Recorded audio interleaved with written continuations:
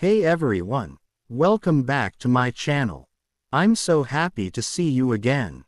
If you're new here, hi, I'm your name, and this channel is all about helping you speak real, natural English, just like a native speaker.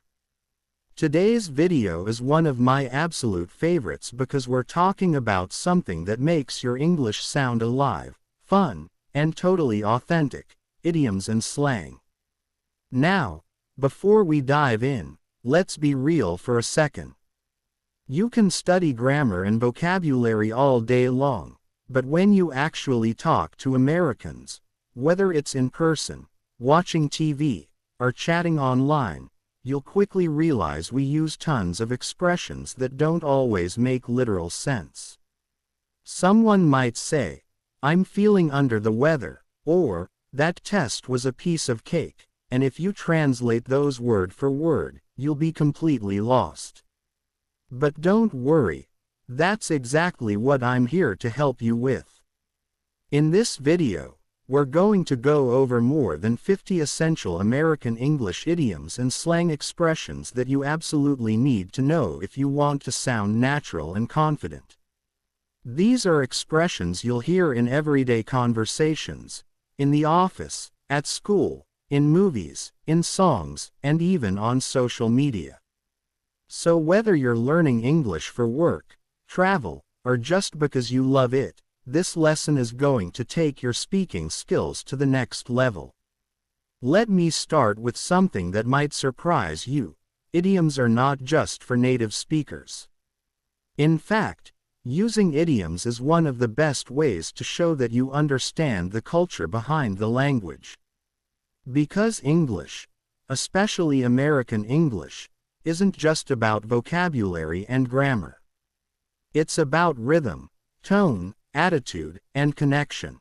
When you use idioms naturally, you show people that you get it, that you understand not just what to say, but how to say it. Think about it. If you're watching a movie and a character says, "Man, that guy really spilled the beans." What does that mean? They're not talking about food, right? Spill the beans means to reveal a secret. Or if someone says, "She's always on the go," they don't mean she's running somewhere literally. It means she's always busy, active, doing something. These phrases make conversations more colorful, expressive, and real. And then we've got slang. The informal words are phrases that people use in casual situations. Slang changes all the time, but some expressions stick around for years. For example, when Americans say, "That's awesome," or "That's cool," it means something is really good or impressive. If you say, "I'm broke," it means you don't have money, not that you're physically broken. Slang helps you sound friendly and relaxed, like you belong in the conversation instead of just watching from the outside. Now, here's the thing. You don't have to memorize every idiom or piece of slang at once.